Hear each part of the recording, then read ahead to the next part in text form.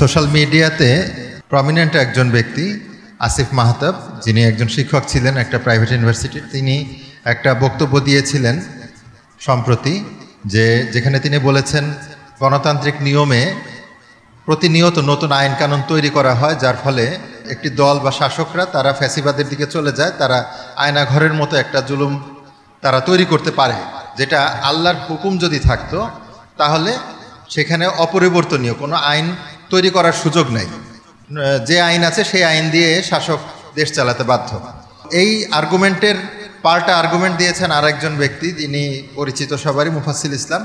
তিনি বলেছেন যে ইসলামের শরীয়ত এমন কোনো বিষয় নাই যা নিয়ে ইসলামের শরীয়ত যারা বিশেষজ্ঞ তাদের মধ্যে মতভেদ নাই, সব কিছু নিয়ে পার্থক্য আছে, মত পার্থক্য আছে। এজন্য আমরা যে ইসলামের বিধানটা নিব এটা কোন মাযহাবেরটা নিব, এই প্রশ্নটার আগে সমাধান করতে হবে।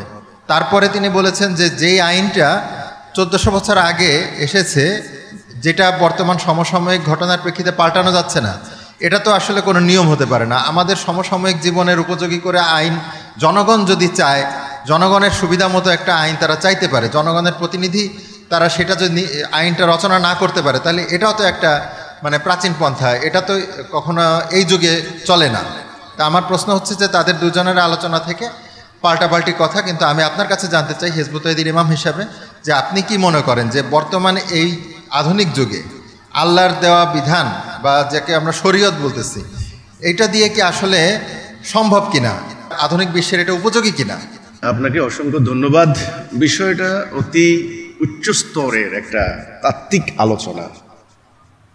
যদিও আমাদের সাধারণত মসজিদগুলিতে যারা আসেন, সাধারণ মুসল্লি, খুবই সাধারণ কৃষক শ্রমিক জনতা অধিকাংশই, তাদের মধ্যে ইন্টেলেকচুয়ালস যারা আছে খুব কম থাকেন। তবু আজকে যেহেতু প্রশ্নটি করেছেন, এখন এই সময়ের প্রাসঙ্গিক প্রশ্ন, সেটার আমি উত্তরটা আমি দিচ্ছি। দুইজনের নাম বললেন, আমি ওনাদের ইউটিউবে ওনাদের বক্তব্য শুনেছি। আসিফ মাহতাব সাহেব, উনিও ইসলামপন্থী একজন মানুষ, ইসলাম চান মনে প্রাণে। আর যার কথা বললেন তিনি একজন গবেষক, অনেক যৌক্তিক ব্যাখ্যা তিনি দিয়ে থাকেন। দেখুন, সব কথাই কিন্তু অন্ধের মতো বিরোধিতা করা নির্বুদ্ধিতা। যৌক্তিক কথাকে, তথ্যভিত্তিক কথাকে আপনাকে অ্যাপ্রিসিয়েট করতেই হবে, আপনাকে সমর্থন দিতেই হবে, বলতেই হবে। উনি যে বলেছেন যে যারা শরিয়া প্রবর্তন করতে চায়, এখন তো সারা বিশ্বে শরীয়তের নানান রূপ, হানাফি একটা মাযহাব সৃষ্টি হয়েছে, মালিকি মাযহাব, শাফি মাযহাব, এগুলো বড় বড় আরো অনেক আছে, শত শত শরীয়তের কিতাব রচনা হয়েছে। একটা মাসলার বহু পাল্টা মাসলা হয়েছে। সাওম নিয়ে আল্লাহ রাব্বুল আলামিন 3-4টা নির্দেশনা দিয়েছেন, বাট 4টা। সাওমের অনুকূলে 10-12টা হাদিস পক্ষে আছে, এইটার অনুকূলে আল্লাহ রাসূলের প্র্যাকটিস। কিন্তু পরবর্তীতে শরিয়া প্রণেতারা, ফকিরা 4 থেকে 5 শতাধিক মাসলা বের করেছে, 400। তাইলে আল্লাহ দিলেন 4টা, ওনারা বাইর করলেন 4 শতাধিক। পরবর্তীতে মুফাসসিল সাহেব যেটা বললেন, পরবর্তীতে গত 1000 বছর থেকে শরীয়তের বহু কিতাব রচনা হয়ে গেছে। এখন কোনটাকে অনুসরণ করবেন, কোনটাকে ফলো করবেন? আর মানুষও তো মানসিকভাবে বিভক্ত হয়ে গেছে। হানাফি মাযহাবের লোকেরা শাফি মানবে না, শাফি মাযহাব মানবে না। আহলে হাদিস লোকেরা হানাফিদেরকে মানবে না। এটা অলরেডি মারামারি হচ্ছে বাংলাদেশে। ওনার প্রশ্নটা কিন্তু এখানে কিন্তু যৌক্তিক, সম্ভব না। তিনি সবচেয়ে পরবর্তী যে কথাটা বলেছেন, এটার থেকে আমার কিন্তু একটা দ্বিমত আছে। দ্বিমত তো প্রত্যেক মতেরই ত্রিমত থাকতেই পারে, পাল্টা মত হতেই পারে। আমার মতেরও তিনি আবার দ্বিমত করতে পারেন। সেটা হলো দ্বিতীয় যে কথাটা বলেছেন যে 1400 বছর আগে নাজিল হওয়া যে কিতাব, ঠিক যেই অর্থে বলেছেন সেটা সম্ভব নয়। যেমন আমি নিজে শুনেছি, চোরে হাত কেটে দিলে এটা মানবে না মানুষ, চোরে হাত কাটলে মানবে না। এখানে আমার কথা আছে একটা, এখানে আমার একটা বক্তব্য আছে। আপনি যেটা প্রশ্নটা করেছেন যে বর্তমান আধুনিক যুগে শরীয়তের বিধান কায়েম করা কতটুকু সম্ভব, কতটুকু বাস্তব। ১,৫০০ বছর আগে মানুষের আইন পরিবর্তন করা যায় মানুষের প্রয়োজন মোতাবেক, কিন্তু আল্লাহর কিতাব, আল্লাহর বিধান পরিবর্তন করা যায় না। এটা হলো মূল প্রশ্নের মূল কথাটা। এখানে একটা কথা বলে রাখি, আল্লাহর বিধান এখন শেষ নবীর উপরে যে বিধানটা নাজেল হয়েছে, এটার আল্লাহ রাব্বুল আলামিন নাম দিলেন দ্বীনুল ফিতরা, প্রাকৃতিক দিন, প্রাকৃতিক নিয়ম নীতির উপরে প্রতিষ্ঠিত। যেমন একটা উদাহরণ দিলে বোঝা যাবে যে আগুন এটা প্রাকৃতিক শক্তি, তাই না? আগুন পাহাড়ে যারা বসবাস করে তাদেরও আগুন লাগে, বনে যারা বসবাস করে তাদেরও আগুন দরকার হয়। অক্সিজেন এমন একটা নেসেসারি জিনিস, প্রাণী মাত্রই তাদের অক্সিজেনের দরকার হতে পারে। হচ্ছে মানুষের অক্সিজেন, যে চাঁদের দেশে যাবে সেও অক্সিজেন সিলিন্ডার নিয়ে যেতে হয়, তাকে অক্সিজেন নিয়ে যেতে হয়। সমুদ্রের তলদেশে গেলেও তাকে অক্সিজেন নিয়ে যেতে হয়। তাহলে অক্সিজেন এমন একটা জিনিস, এটা ১০,০০০ বছর আগেও যেমন দরকারি প্রয়োজনীয়, ১০,০০০ বছর পরেও তেমন দরকারি প্রয়োজনীয়, প্রাকৃতিক এটা নিয়ম নীতি। আল্লাহ একটা কোরআনে বলছেন আল্লাহর সুন্নাতের কোনো পরিবর্তন নাই। আমরা যদি এখন ভুল ব্যাখ্যা দিয়ে থাকি, সংকীর্ণ ব্যাখ্যার, উদ্দেশ্যমূলক ব্যাখ্যা দিয়ে যদি সুন্নাকে, দাড়ি টুপিকে, দাড়ি টুপি পাগড়ি মিসওয়াক এগুলিতে যদি বলে সুন্না, তাহলে ঠিক আছে। তাহলে মুফাসসির সাহেব যে যুক্তি দিয়েছেন ওরা ঠিকই আছে, চলবে না। সুন্না বলতে যেটা বোঝায়, কোরআনে আল্লাহ বলেছেন আমার সুন্নার কোনো পরিবর্তন নাই। এই যে আনচেঞ্জড, অপরিবর্তনীয় সুন্না। সুন্না মানে কর্মনীতি, কর্মপদ্ধতি, কর্ম পলিসি, সিস্টেম, সূত্র। আমি যে সূত্র দিয়ে বেঁধে দিয়েছি, যে নিয়ম নীতি দিয়ে বেঁধে দিয়েছি প্রকৃতিকে, এটার কোনো পরিবর্তন হবে না। ঠিক তেমনি এমন কিছু ইটার্নাল, প্রাকৃতিক, চিরন্তন, চিরসত্য বিধি বিধান দিয়ে আমি আমার রাসূলকে পাঠিয়েছি। এটা প্রাকৃতিক, আনচেঞ্জড, এটা কোনো পরিবর্তন চলবে না, হবে না, করলে বিপর্যয় হবে। প্রাকৃতিক সূত্র যেমন H2O, এটা একেবারেই বিজ্ঞানীরা এখন বের করেছেন, এই সূত্র দিয়ে পানি হয়েছে, কিন্তু হাইড্রোজেন অক্সিজেনের এই সূত্র দিয়া, এই বন্ধন দিয়া, আর আণবিক গঠন আছে না, এইটা দিয়া অনুপরমাণুর যে গঠন, পারমাণবিক গঠন, অণুর যে গঠন, কথাটা বুঝছেন কিনা? এই সূত্র দিয়ে কিন্তু পানি হয়েছে, কিন্তু এটা সুন্নাহ। ঠিক এক্স্যাক্টলি যুগে যুগে কালে কালে মানব সমাজ কিভাবে শান্তি আসবে, যুগে যুগে নবী রাসূল পাঠিয়েছে। যেই নবী পাঠিয়েছেন ওই নবীকে যে বিধান দেওয়া হয়েছে, সেই বিধান ওই সময়ের জন্য প্রযোজ্য ছিল, শান্তি এসেছে। কারণ মানুষের যোগাযোগ ব্যবস্থা, মানুষের চিন্তা শক্তি, মানুষের মনস্তত্ত্ব, সাইকোলজি, মানুষের অর্থনীতি, সমাজনীতি, পরিবেশ প্রতিবেশ সমস্ত কিছু মিলিয়ে আমি দিন পাঠিয়েছি। মুসা আলাইহিস সালামকে দিন দিয়েছি ওই টাইমের মতো করে। কিন্তু শেষ নবীকে যখন দিন দিলাম, শেষ পর্যন্ত দিন, আর এটাই আমার লাস্ট দিন, তিনি লাস্ট মেসেঞ্জার, ওনার উপরে যে দিন আসছে এটা প্রাকৃতিক নিয়মের উপরে প্রতিষ্ঠিত, এটা সুন্নাহ, এটা হলো একটা ভারসাম্যপূর্ণ। এখন এটার পরিবর্তন করা মানে বিপর্যয় সৃষ্টি হবে।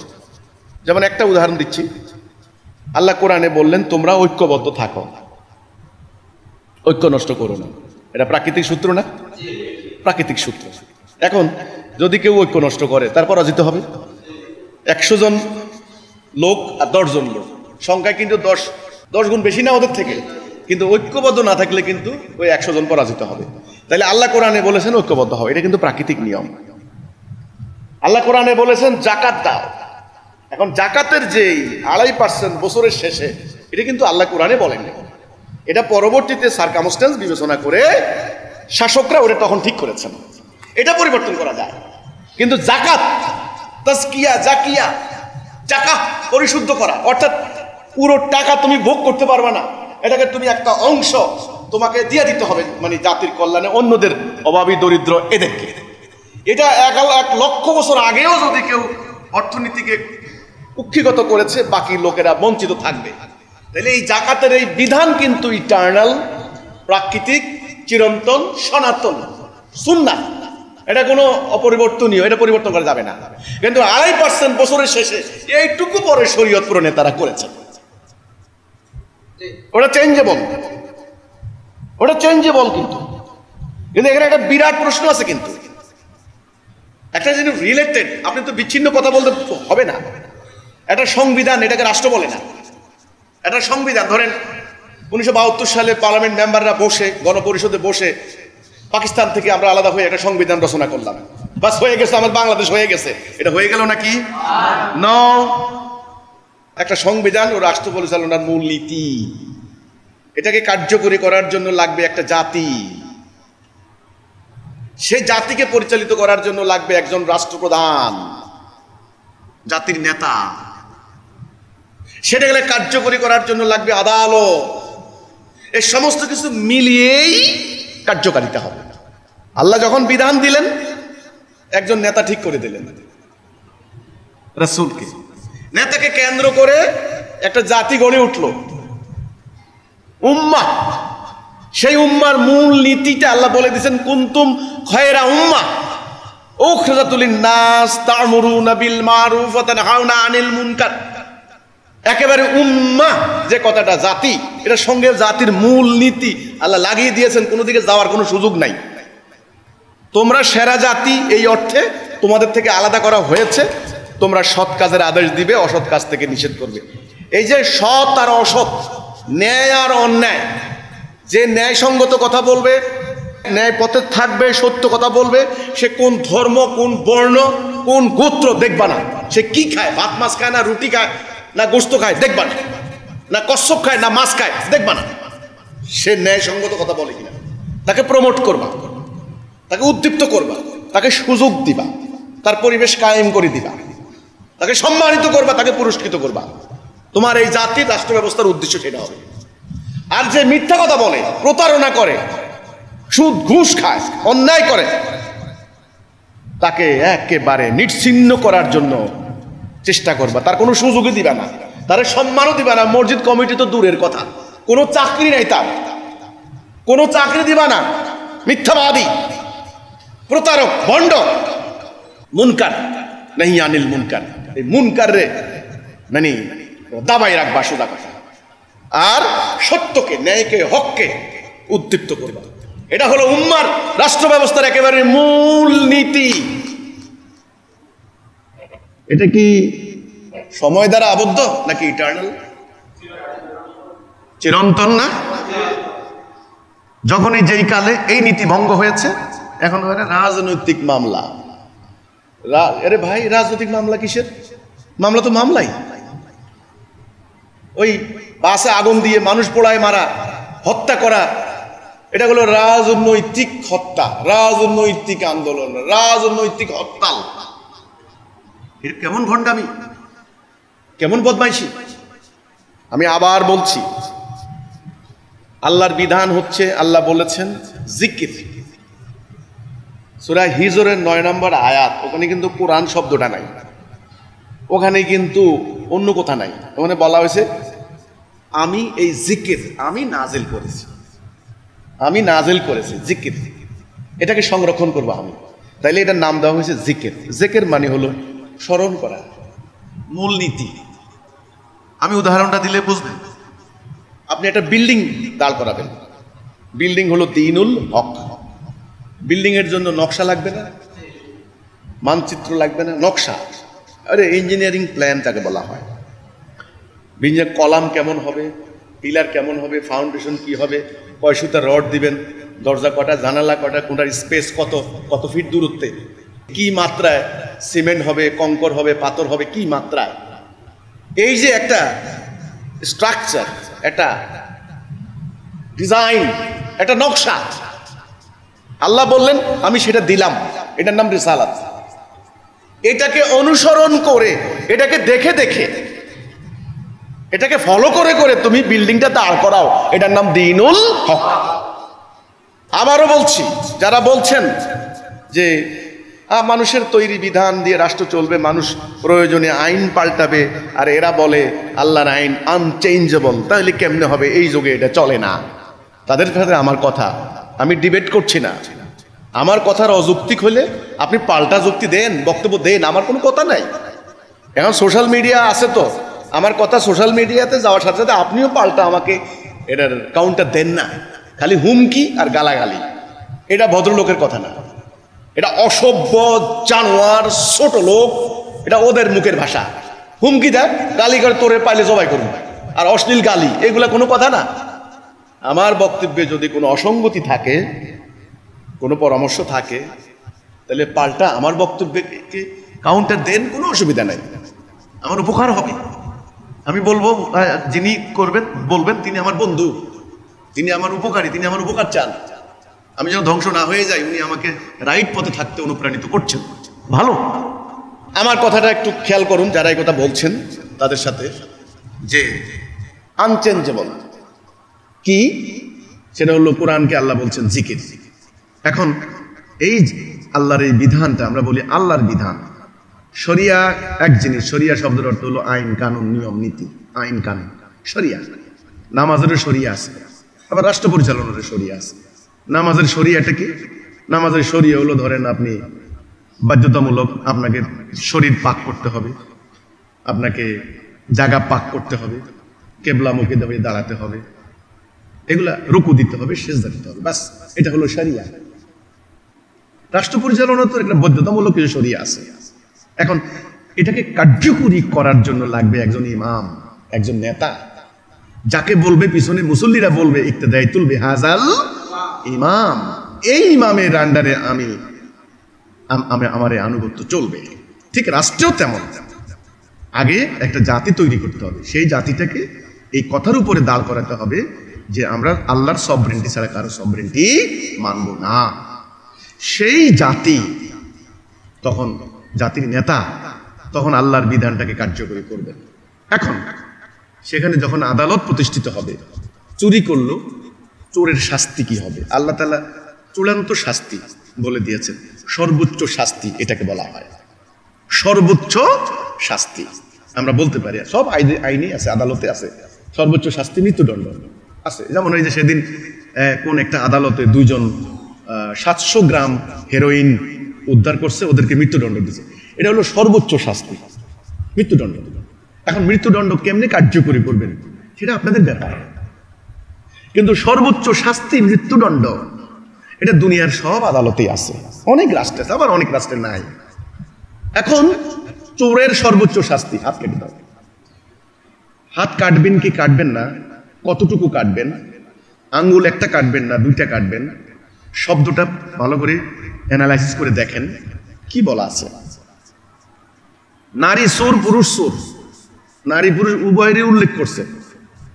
চৌর্যবৃত্তি, চুরি, যখন কোনো জাতির মধ্যে এমন আকার দাঁড়ায়, আমরা কয়েকদিন আগে খবরে পড়লাম এই যাবত নাকি 18 লক্ষ কোটি টাকা বাংলাদেশ থেকে পাচার করে নিয়েছে।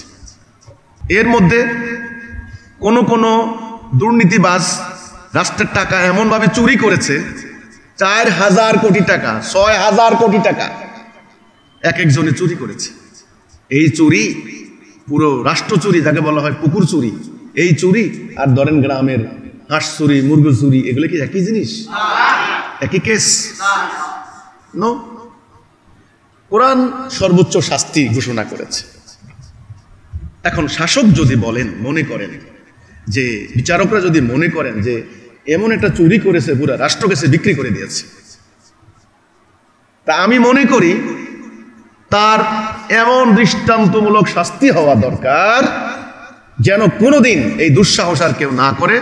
এত বড় চুরি, যেই চুরি করতে গিয়ে মানুষের লক্ষ লক্ষ মানুষের ভাগ্যের বিপর্যয় ঘটে। কোরআন এই জন্য চুরির সর্বোচ্চ শাস্তি ঘোষণা করেছে, হাত কেটে দাও।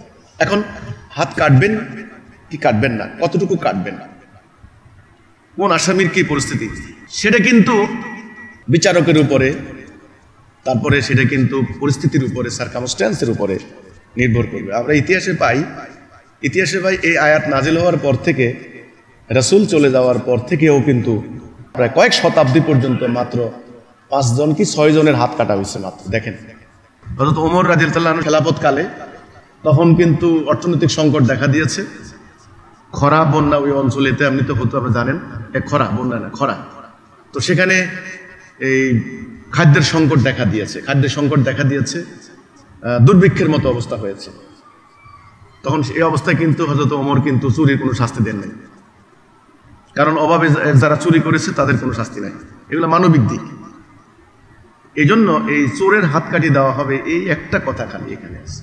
আর ওই যে ব্যভিচারের যে শাস্তিটা, যেমন দেখেন কলকাতায় যে ঘটনাটা ঘটলো, আল্লাহর আইনটা কেন আপনি খালি মানে তো সব ক্ষেত্রে হবে না, ছেলে মেয়ে প্রেম করেছে তারা দুইজন, এখানে এখন আমি যদি এখন এই কথাটা বললে এখন ফতোয়ার যারা রচনা করেছেন শায়েখরা আমার এই কাফের ফতোয়া দিয়ে দিতে পারেন যে আপনি আবার ব্যভিচারের লাইসেন্স দিয়ে দিচ্ছেন।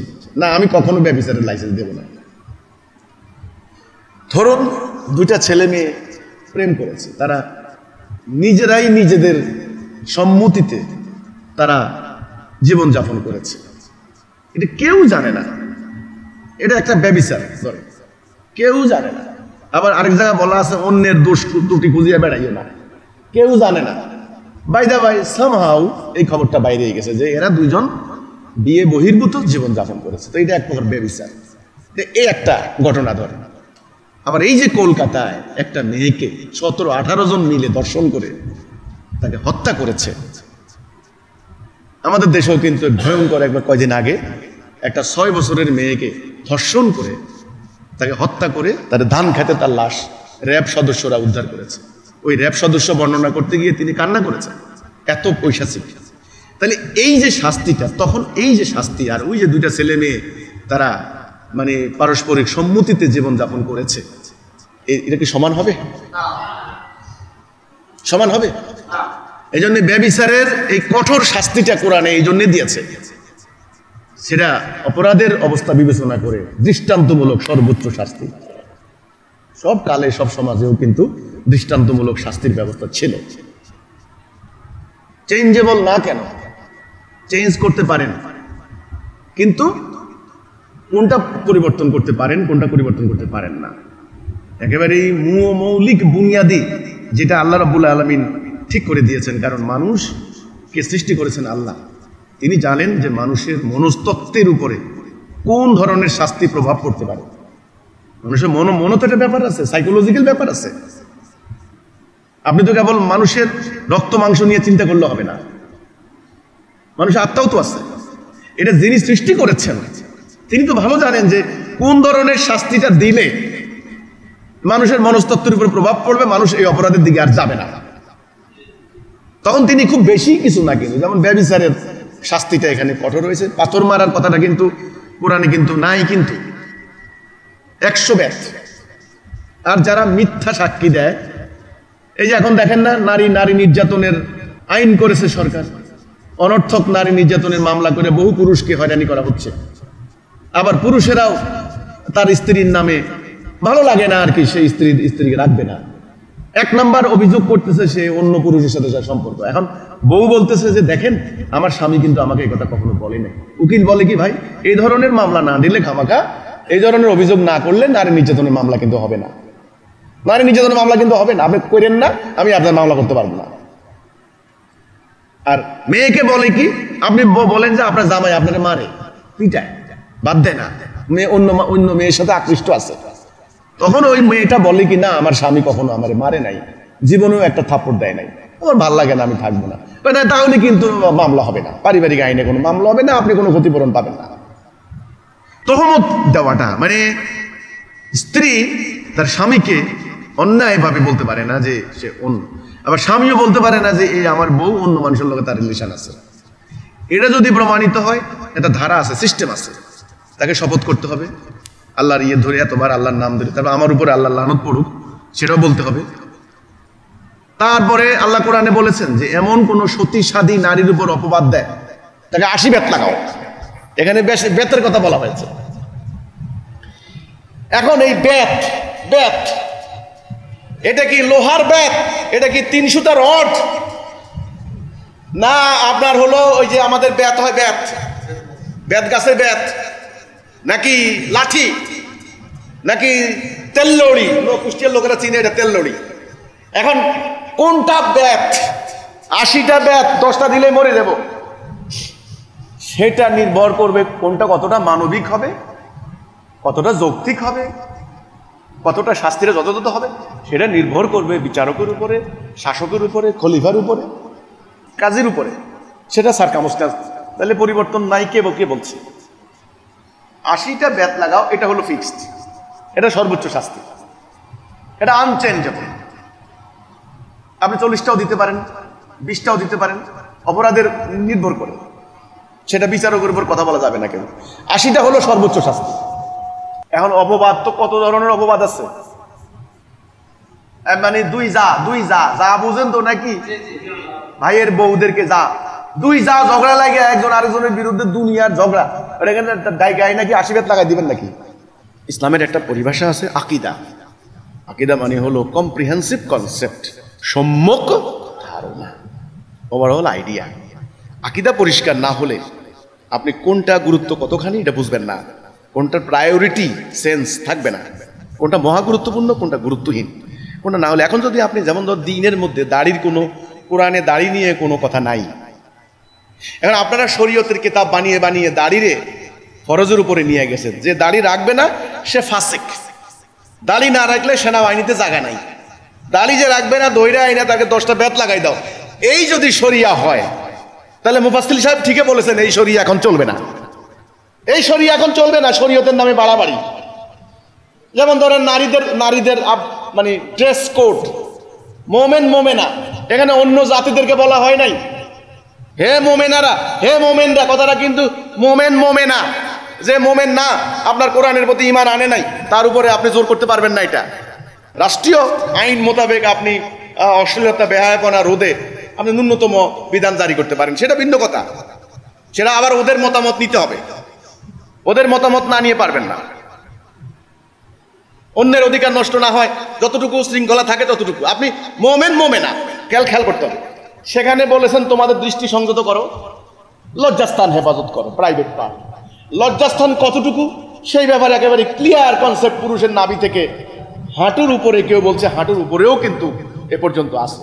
আমাদের দেশে বলে অন্তত জাইঙ্গিয়া পড়লে এবার একেবারে এটা হয়ে যায়, মানে আইন পালন হয়ে যায়।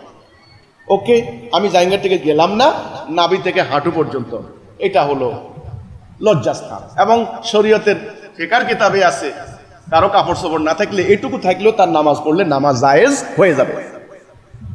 মেয়েদের ব্যাপারে বলা হয়েছে মোমেনারা তোমরাও তোমাদের দৃষ্টি সংযত করো, লজ্জাস্থান। অতিরিক্ত কথাটা বলে দাও, বুকের উপরে একটা কাপড় টানিয়ে দাও, চাদর টানিয়ে দাও, শেষ। বুঝতে কোনো অসুবিধা আছে? এটা পুরুষের লজ্জাস্থান একটা, মেয়েদের লজ্জাস্থান আরো আছে একাধিক। এখন শরীয়তের কিতাবের নামে চেহারা ঢেকে রাখতে হবে। চেহারা না ঢাকলে এটা দায়ুস নারী, এর নামাজ হবে না। এর কোনো পরপুরুষ দেখলে তার জাহান্নাম, ওই বেডারও উজু করতে হবে। আর এই বেডির তো জাহান্নাম যাইতে হবে। শরীয়তের কিতাব যারা কালো বোরকা দিয়ে চেহারা ঢাকা যাবে না, এটা শরীয়তের আইন। এখন এইটা যদি শরীয়তের আইন হয় তাহলে মুফাসসির সাহেব যেটা বলছেন আসলে এটা চলবে না, বাড়াবাড়ি হবে। আধুনিক যুগে, চিন্তাশীল এই যুগে দুনিয়ার মানুষ এখন ব্যবসা বাণিজ্য, কাজ কারবার, লেনদেন, নানানভাবে শিক্ষা দীক্ষা, গ্লোবাল ভিলেজ দুনিয়া। এখন এই মুহূর্তে সে চলে যাচ্ছে মানে বিমানে করে দুবাই, ওখান থেকে নিউ ইয়র্ক, ওখান থেকে চলে যাচ্ছে জাপান, ওখান থেকে চলে যাচ্ছে অস্ট্রেলিয়া।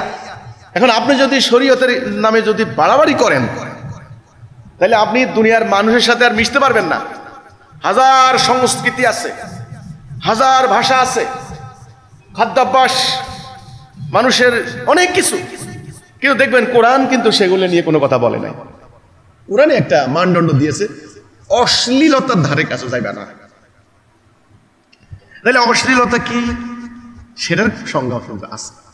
সমস্ত কালে, সমস্ত যুগে চিরন্তন প্রাকৃতিক পোশাক আল্লাহ সৃষ্টি করেছেন মানুষের জন্য, পশুর জন্য নয়। মানুষ পশুর মতো আচরণ করতে পারে না।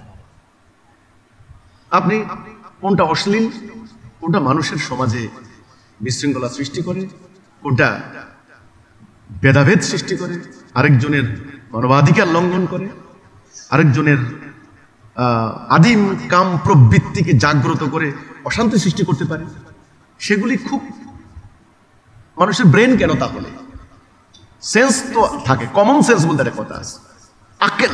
কোরআনে কিন্তু এ কথা বলা হয়েছে, আইন রচনা করেছেন আল্লাহ, আবার কিন্তু এটাও বলেছেন আফালা তাআকিলুন, আকেল খাটাও। আকেল খাটাইবে না? আকেল, বুদ্ধি, প্রজ্ঞা, জ্ঞান, স্থান কাল পাত্রের নলেজ, সার্কামস্ট্যান্সিয়াল ডিসিশন, এগুলি আকল। এখানে কিন্তু আইনের কথা নাই, কিন্তু এখানে আকেল খাটাও, বুদ্ধি, ব্রেন, প্রজ্ঞা, হিকমা, এ কথাগুলি কোরআনে এসেছে। এগুলি শাসকের জন্য, জাতির জন্য। শাসক জাতি প্রাজ্ঞ, বিজ্ঞ, অভিজ্ঞ, জ্ঞানী, নিরপেক্ষ লোকদেরকে নিয়ে বসে, যিনি সংকীর্ণ নন, যিনি কুপমণ্ডুক নন, যিনি সাম্প্রদায়িক নন, আমার গোত্র করলেই ঠিক, অন্য গোত্র করলে ব্যাঠিক, এ ধরনের হারামি নন, এই ধরনের প্রাজ্ঞ, বিজ্ঞ, অভিজ্ঞ লোকদেরকে নিয়ে বসে শাসক তিনি অনেক কিছু প্রবর্তন করতে পারবেন। সেই পারমিশন আল্লাহ দিয়েছেন। না হলে আতিউল্লাহ, আতিউর রাসূল, আউলিল আমরি মিনকুম, এ কথার মানে কি? আল্লাহর আনুগত্য, রাসূলের আনুগত্য, আমিরের আনুগত্য, উলিল আমর। উলিল আমর মানে হলো অথরিটি, কর্তৃপক্ষ, যিনি তোমাদেরকে আদেশ দিবেন, তার আনুগত্য করো। তাহলে তার কিছু ক্ষমতা আছে না? তিনি আল্লাহর কিতাবটাকে নলেজে রাখবেন, জ্ঞানে রাখবেন, স্মরণে রাখবেন, বেসিক মৌলিক বিষয়গুলি যেন লঙ্ঘন না হয়। যেমন মিথ্যা, প্রতারণা, ছলনা, এটা হলো প্রাকৃতিক নিয়ম, আল্লাহর আইন। আল্লাহ বলেছেন মিথ্যা বলবা না, বাস। এবার যিনি শাসক হবেন, শাসকের অ্যাসোসিয়েটস হবেন, আইনের ক্ষেত্রে, সকল ক্ষেত্রে মিথ্যা বলতে পারবেন না। তিনি বলছেন নিজের সত্তার বিরুদ্ধে সাক্ষ্য হলো মিথ্যা সাক্ষ্য দিবে না। তিনি বলেছেন ন্যায়সঙ্গত কথা বলবা, পেঁচাইয়া কথা বলবা না, টুইস্ট করে কথা বলবা না। এই যে এগুলি নীতি, এগুলি আল্লাহর আইন। আপনি যখন রাষ্ট্র পরিচালনা করবেন, আপনি সিরাতুল মুস্তাকিম কথা বলতে হবে। এটা হলো রাজনৈতিক কথা, চলবে না এগুলো। সকালে এক কথা, বিকালে আরেক কথা, চলবে না। আল্লাহর বিধান আপনি লঙ্ঘন করলেন, টুইস্ট করা নিষিদ্ধ। আল্লাহর বিধানটা প্রাকৃতিক। এই বিধান এক্সিকিউট করার জন্য, কার্যকরী করার জন্য লাগবে একটা জাতি। ওই ফতোয়ার কিতাব দেখে দেখে কার্যকরী করতে পারবেন না, লাগবে কি? জাতি। জাতিকে পরিচালিত করতে লাগবে একজন ইমাম, নেতা, লিডার। তিনি হবেন সকলের সম্মতিক্রমে। এখানে গণতন্ত্রের কথা যদি আসেন, তাহলে সব অগণতান্ত্রিক। সকলের সম্মতিক্রমে কোনো শাসক এ পর্যন্ত হয় নাই। ইসলামের নীতি হলো, মুসল্লিরা যদি আপত্তি করে, কোনো ইমাম ইমামতি করতে পারবেন না। এটাই হলো রাষ্ট্র পরিচালনার নীতি। মুসল্লি বলতে মোমেনরা, জনসাধারণ, তাদের অপছন্দনীয় ব্যক্তি তাদের খলিফা হবে, এটা হতে পারে না। তাহলে ইসলামে স্বৈরতন্ত্রের সুযোগ নাই, ইসলামে ফেসিবাদের কোনো সুযোগ নাই, ইসলামে রাজতন্ত্রের কোনো সুযোগ। আমি খলিফা, আমার পোলাও খলিফা, এ সিস্টেম নাই, কোনো সিস্টেম নাই। ইসলাম প্রাকৃতিক। ইসলামের জীবনগুলি পরিচালিত করতে হলে, আবারও বলতে চাচ্ছি আমি, এখন শরীয়তের কেতাবের নামে গত কয়েক শতাব্দী ধরে যে সমস্ত কেতাব রচিত হয়েছে, সেগুলি অনেকগুলি কালের গর্ভে হারিয়ে গেছে। এর প্রযোজ্যতা হারিয়েছে, এর প্রয়োজনীয়তা হারিয়েছে, চলবে না। আসলে 500 বছর আগে আপনার সালতানাত পরিচালিত করার জন্য শরীয়তের মাসলা মাসাইল ঘেটে ওনারা কিছু মাসলার বই রচনা করেছেন, শরীয়তের কেতাব। সেখানে সেই মোতাবেক 800 বছর আগে কাজীরা কোনো এক খলিফার আন্ডারে তিনি দরবারে বিচার করেছেন। সেই শরীয়তের কিতাব দিয়ে যদি এখন আধুনিক যুগে আপনি রাষ্ট্র পরিচালনা করতে যান, আমি আপত্তি করব, পারবেন না, চলবে না। শরীয়তের কিতাবের মধ্যে লেখা আছে ঘোড়ার লাদার মধ্যে বরকত রয়েছে, ঘোড়ার পশমের মধ্যে, মানে ঘোড়া পালো, ঘোড়া উদ্দীপ্ত করছে, ঘোড়া লালন পালন করো, ঘোড়াকে উদ্দীপ্ত। আধুনিক যুগে ঘোড়ার তখন যুদ্ধের বাহন ছিল, ঘোড়াকে লালন পালন করার উদ্দীপনা। এখন কি, এখন শরীয়তের মাসলা হবে মেশিন গান যত্ন করো, ট্যাঙ্ক যত্ন করো, মিসাইল উদ্ভাবন করো। যেই লোক মিসাইল বানানোর জ্ঞান হাসিল করবে আল্লাহ তাকে উত্তম মর্যাদা দান করবে, তিনি আল্লাহর বড় মুজাহিদ, আসর দিন পর্যন্ত সাদেকায়ে জারিয়া হিসেবে তার 14 গোষ্ঠীর মধ্যে যাবে। এখন এই ফতোয়া কথা পরিষ্কার হলো কিনা? এখন যদি ঘোড়ার লাদার শরিয়া নিয়ে বসে থাকেন তো আধুনিক এই যুগে রাষ্ট্র ব্যবস্থায় এই শরিয়া আর চলবে না। ঠিক আছে, ইসলাম দ্বীনুল হক, দ্বীনের যে বিধি বিধানগুলি এগুলি অত্যন্ত প্র্যাকটিক্যাল, অত্যন্ত প্রাকৃতিক।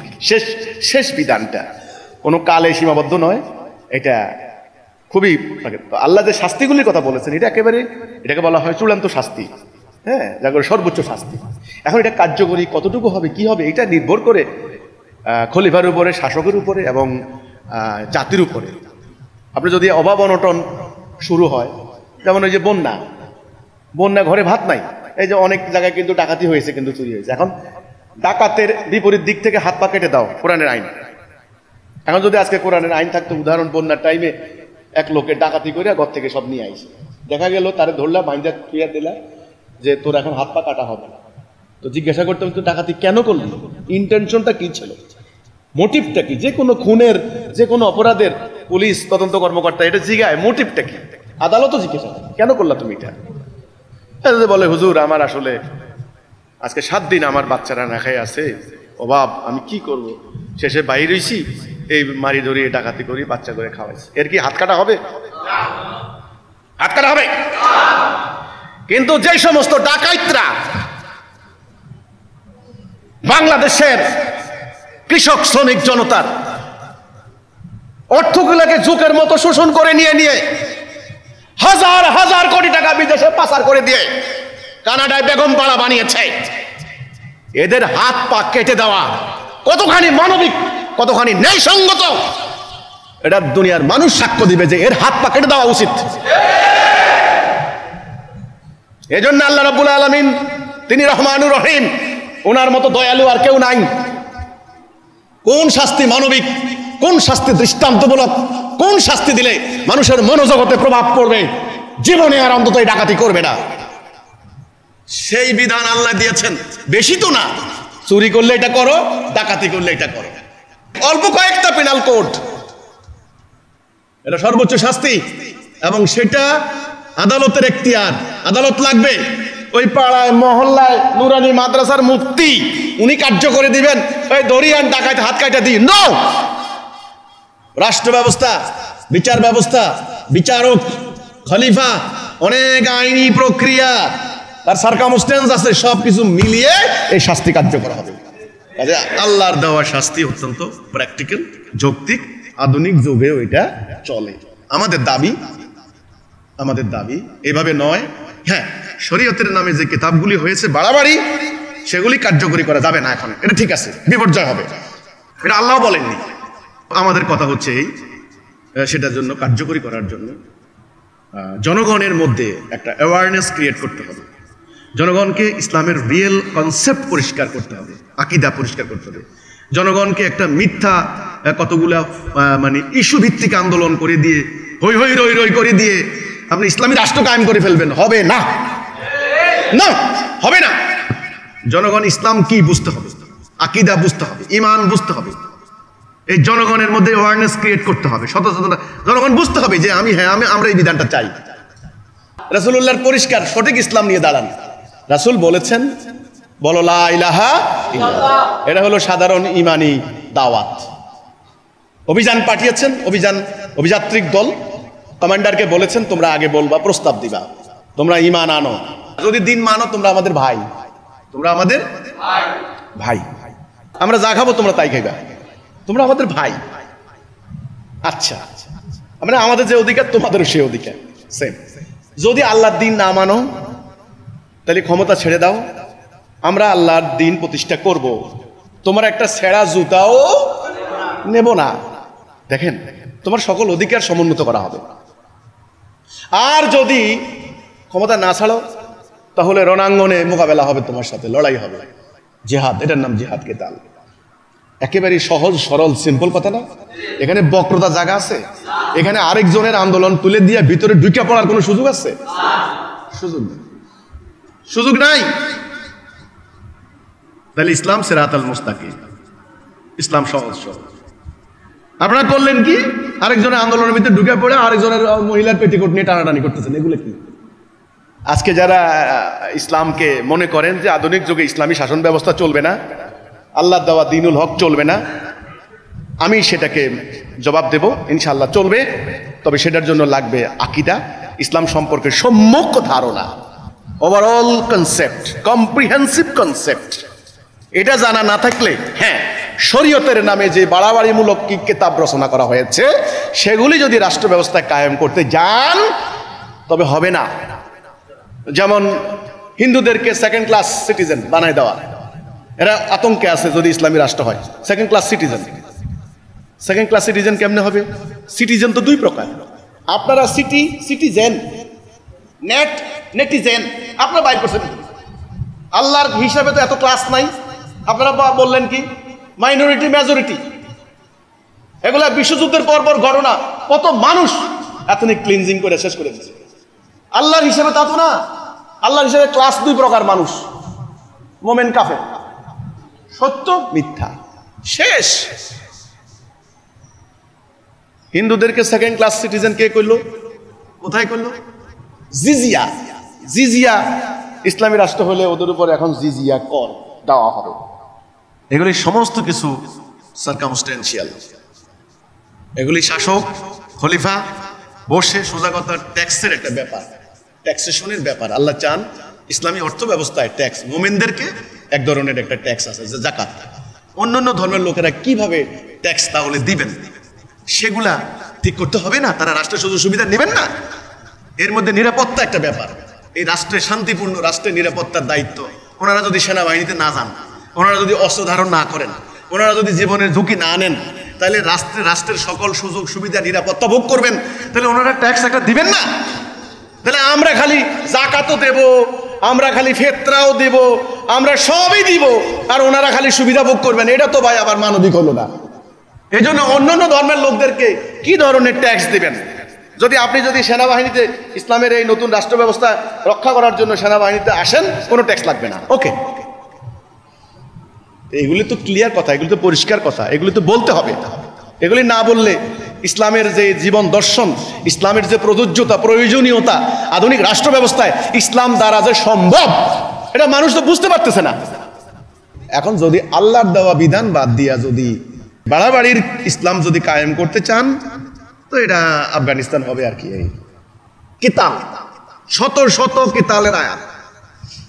কিতাল মানে অস্ত্র নিয়ে যুদ্ধ।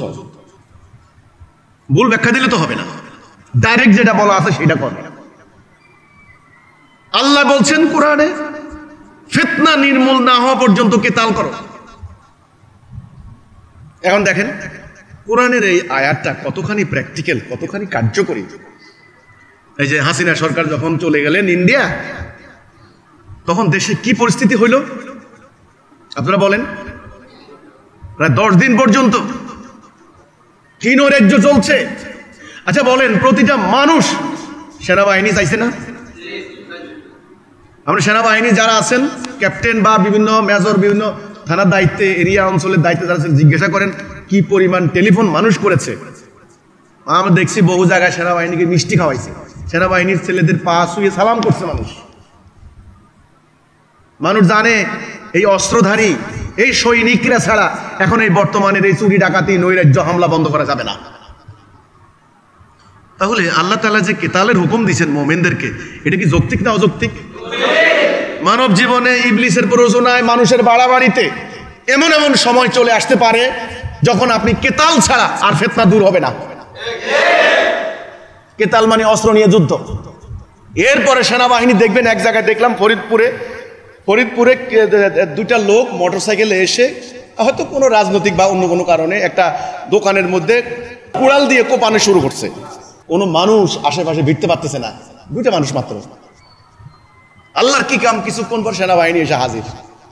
আইসা সৈন্যরা কি করলো, ডাইরেক্ট রাইফেল ধরছে। এবার দেখলাম কি, ওই বেটা কুড়াল তো ফেলে রেখে হাত উপরের দিকে দিয়ে সোজা বসে পড়ছে। তাহলে এই ফিতনাটা দূর করার জন্য এই কেতাল লাগছে না? অস্ত্র না ধরলে কি বেটা ফালাইতো? যদি কেউ বলতো এই বেটা আমার দোকান কোপাস কে, এরে কোপালাইতো।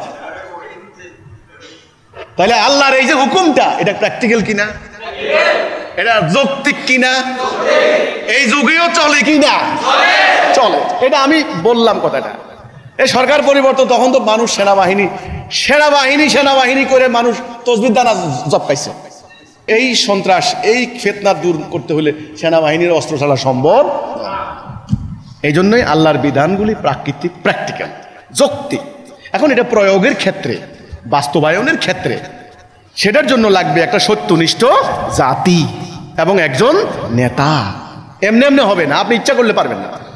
এখন আল্লাহ বলছেন কেতাল করো, এখন আপনি নিজে এবার অস্ত্র একটা কিনে এনে এবারে ধরে আপনি একজনকে গুলি করে মেরে ফেলছেন, এটা হবে সন্ত্রাস।